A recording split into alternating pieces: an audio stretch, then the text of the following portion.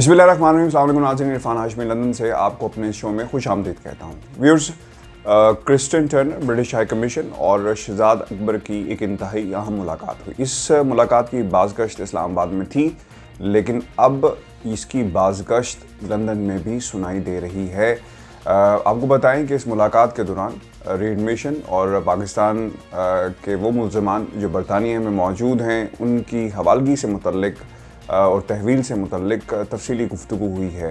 Extradition का process क्या होगा, किस तरह मुल्ज़मान को पाकिस्तान की तहवील में दिया जाएगा, MOUs क्या हैं, इन MOUs की रोशनी में किस तरह अमल दरामद किया जा सकता है और बरतानिया की हुकूमत पाकिस्तान की क्या मदद कर सकती है और आइंदा का लाएमल क्या होगा, इस पर तबादला ख्याल किया गया। बहुत ही इंपॉर्टेंट मीटिंग इसलिए भी इसे कंसिडर किया जा रहा है क्योंकि बरतानिया के अंदर बहुत सारे ऐसे मुल्ज़मान मौजूद हैं जो पाकिस्तान में जो वांटेड हैं और पाकिस्तान की हुकूमत चाहती है कि इन्हें किसी तरह पाकिस्तान वापस लेकर जाया जाए, जिसमें नवाज शरीफ सर फहरिस्त हैं। एक मुजरिम हैं, सज़ा याफ्ता हैं, जेल में मौजूद थे, बरतानिया आए और अब इस मुलाकात के बाद चीज़ें क्लियर हो रही हैं कि किस तरह इस प्रोसेस को आगे बढ़ाया जाएगा, क्योंकि एक इंतहाई अहम मीटिंग काबीना की भी हुई जिसमें नवाज शरीफ से मुतल्लिक भी बहुत सारी जो चीज़ें थी उन्हें डिस्कस किया गया कि किस तरह मुल्क में वापस लाया जाएगा। याद रखिएगा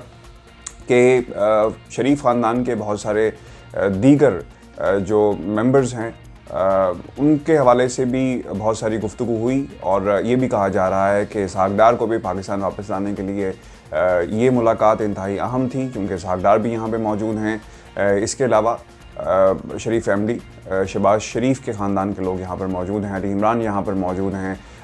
उनकी शहबाज शरीफ की बेटी यहाँ पर मौजूद हैं, अहलिया यहाँ पर मौजूद हैं। तो ये मुलाकात इंतहाई अहम इसलिए भी थी कि लाएमल तय किया जा सके, MOUs बरतानिया के साथ जो हैं इन पर अमल दरामद किया जा सके। इस मुलाकात के बाद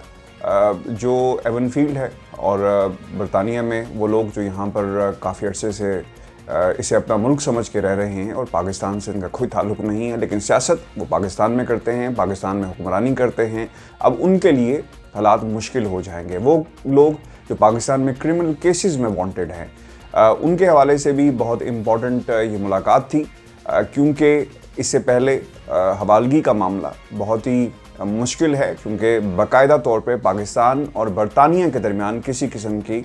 कोई एग्रीमेंट मौजूद नहीं है, MOUs मौजूद हैं। इससे पहले भी हमने व्यूअर्स कुछ वीडियोस बनाई जिसमें हमने तफसील के साथ इसका ज़िक्र किया था कि एडहॉक बेसिस पे पाकिस्तान मुतालबा कर सकता है और पाकिस्तान के इस मुतालबे के बाद बरतानिया की हुकूमत कोई सूरत हाल यानी एडहॉक बेसिस पे नवाज शरीफ की हवालगी की जा सकती है। लेकिन जो दरख्वास्त मौजूद है, नवाज शरीफ को अगर स्टेटलेस होते हैं, पासपोर्ट कैंसिल कर दिया जाता है तो बहुत ही मुश्किल हो जाएगा नवाज शरीफ के लिए और फिर नवाज शरीफ को बरतानिया के होम ऑफिस से रब्ता करना होगा और ये भी ऐन मुमकिन है कि जो हालात इस वक्त जो कंडीशन, जो स्टेटस अली जो इसहाक डार का है वही स्टेटस नवाज शरीफ का भी होगा और एक और सियासी पनाह यहाँ पर ले ली जाएगी। व्यूअर्स, आपको बताएं कि एक वीडियो मंज़र-ए-आम पर आई है जिसमें नवाज शरीफ अपने बेटे हसन नवाज़ के दफ्तर से निकले और फिर उन्होंने हाइड पार्क में गए जहाँ पर वॉक की और आप देख सकते हैं कि ये वॉक हो रही है और वो लोग जो हमें क्रिटिसाइज़ करते हैं, वो लोग जो पाकिस्तान के इदारों को क्रिटिसाइज़ करते हैं, वो लोग जो ये कहते हैं कि नवाज शरीफ की सेहत बहुत ख़राब थी, उनके लिए लम्हा फ़िक्रिया है कि नवाज शरीफ की सेहत अब ख़राब नहीं है, नवाज शरीफ ठीक हैं और अब उन्हें पाकिस्तान चले जाना चाहिए। याद रखिएगा, पाकिस्तान की अदालत ने उन्हें सादिक और अमीन ये जो कहा गया अपने फ़ैसलों में कि वो सादिक और अमीन नहीं रहे, वो पाकिस्तान में सियासत नहीं कर सकते, ये किसी आम शख्स का फ़ैसला नहीं बल्कि सुप्रीम कोर्ट ऑफ पाकिस्तान का फ़ैसला है और वो उनकी सरगर्मियाँ जो बरतानिया में इस तरह हमें मंज़र-ए-आम पर अक्सर हमें देखने में आती हैं तो इससे ये चीज़ें ज़ाहिर हो जाती हैं कि अदालतों के सामने भी वो सादिक और अमीन नहीं रहे क्योंकि वो बता नहीं सके कि वो फ्लैट्स जो लंदन में मौजूद हैं, जो ख़रीदे गए, वो पैसा कहाँ से आया। और अब इस किस्म के वीडियोस के बाद, इस किस्म के बयानिए के बाद कि उन्होंने बरतानिया इसलिए आना था कि अपना इलाज करवा सके, इलाज तो नहीं हुआ, लेकिन कौम को ये ज़रूर पता चल गया कि नवाज शरीफ की इस वक्त सियासी सरगर्मियाँ अरूज पर हैं और उन्होंने कौम के साथ जो उनके सामने नैरेटिव रखना था अपनी बीमारी का अब वो भी झूठा होता दिखाई दे रहा है और अब वो कौम के सामने भी सादिक और अमीन नहीं रहे। इससे पहले अदालतों ने सादिक और अमीन का जो टाइटल था उनसे छीना कि अब सादिक और अमीन नहीं है और अब कौम के सामने भी वो सादिक और अमीन नहीं रहे। व्यूअर्स, ये हमारी एक मुख्तसर सी वीडियो थी और इस खबर से मुतल्लिक आपके सामने कुछ हक़ाइक़ रखना थे। अपने कमेंट्स हमें भेजें, हम ज़रूर उनको रिप्लाई करेंगे। और मुझे याद है कल हमने एक वीडियो बनाई जिसमें फ़रीद कुरैशी को हमने साथ दिया, उस पर आपका बड़ा ज़बरदस्त किस्म का रिएक्शन आया। एक तरह से ये भी सही है ताकि आपको पता चल सके